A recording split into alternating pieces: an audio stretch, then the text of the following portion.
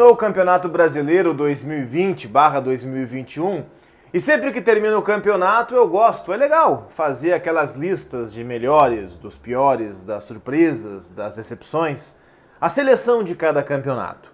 E é isso que eu estou fazendo aqui com vocês. Eu estou colocando no ar a minha seleção do Campeonato Brasileiro, que é essa que está na tela, uma seleção com o Everton, goleiro do Palmeiras, Guga, lateral direito do Atlético Mineiro, uma zaga de Gustavo Gomes e Júnior Alonso, pela esquerda o Guilherme Arana.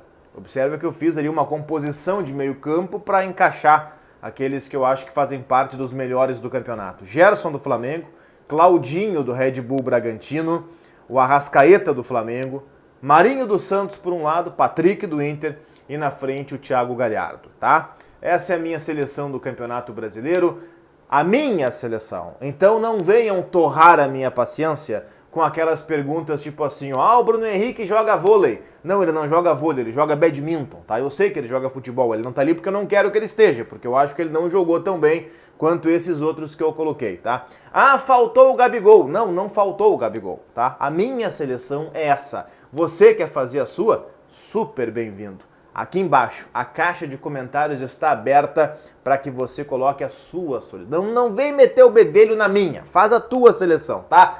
Quero que tu faça realmente. Aqui embaixo, na caixa de comentários, não vou dar pitaco na seleção de ninguém. Tô divulgando a minha porque eu acho que esses foram os melhores do Campeonato Brasileiro. Menções honrosas, claro que tem várias, tá? Lateral direito eu coloquei o Guga, mas o Isla fez um bom campeonato, mesmo que tenha falhado em alguns jogos importantes. O Calegari do Fluminense jogou muito bem. O próprio Fagner do Corinthians, muitos não gostam, mas fez um bom campeonato.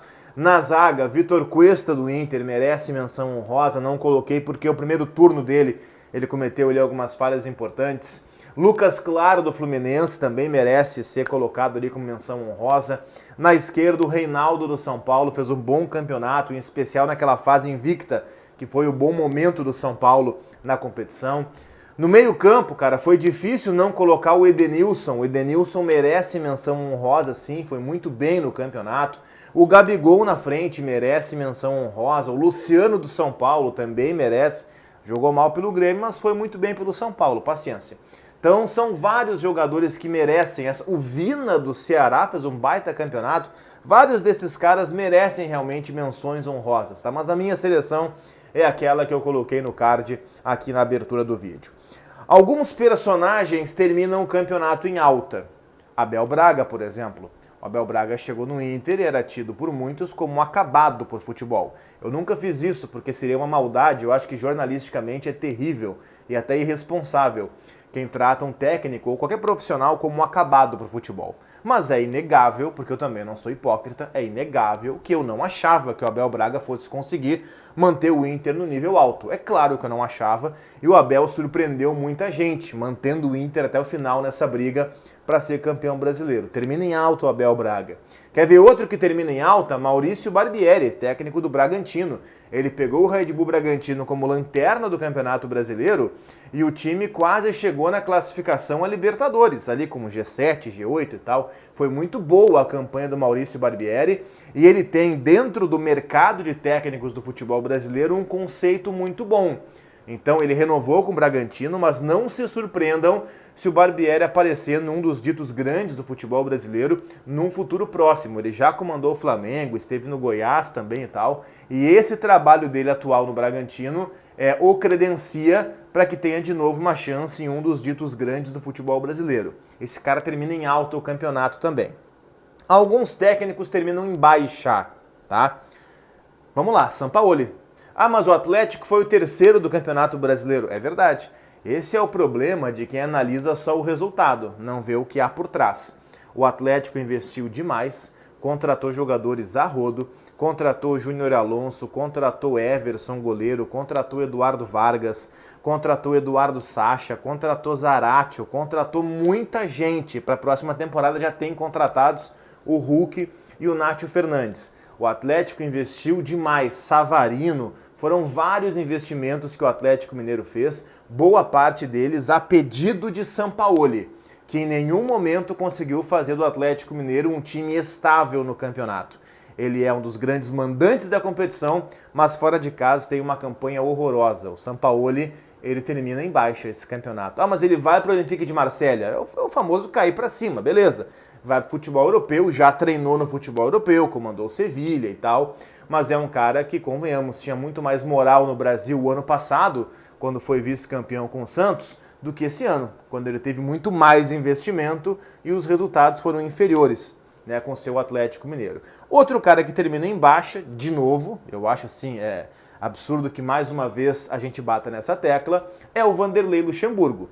Porque na contramão de alguns técnicos veteranos que foram percebendo que o tempo estava passando e foram se atualizando e fizeram bons trabalhos esse ano, como o próprio Abel Braga, como o Cuca no Santos, vice-campeão da Libertadores, o Paulo Autuori, uma campanha de recuperação sensacional no Atlético Paranaense. Esses caras com mais idade, eles foram percebendo, ou eu me atualizo ou eu vou ficando para trás.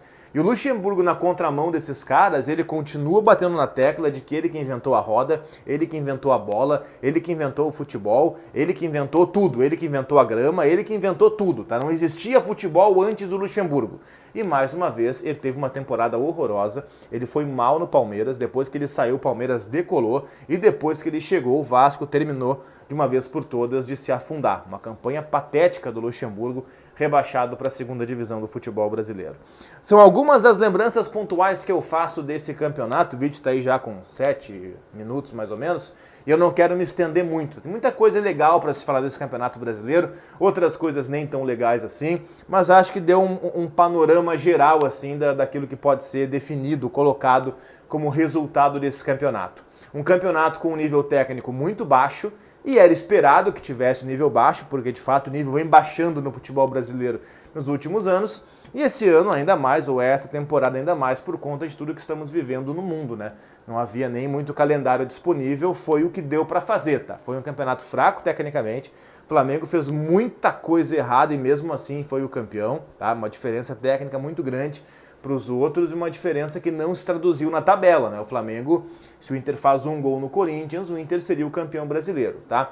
Um campeonato nivelado por baixo, portanto, mais uma vez, que teve algumas coisas legais que eu mencionei aqui, outras nem tão legais que eu também mencionei nesse vídeo, tá? Quer fazer a tua seleção, meu velho? Faz! Caixa de comentários está aberta aqui embaixo. Se você chegou até aqui a parte final do vídeo, inscreva-se no canal, porque isso é muito importante e vai ajudar bastante. Tá abrindo aqui uma arte, clica aqui, te inscreve no canal, ativa o sininho de notificações e o like sempre, sempre, sempre, sempre desde o início.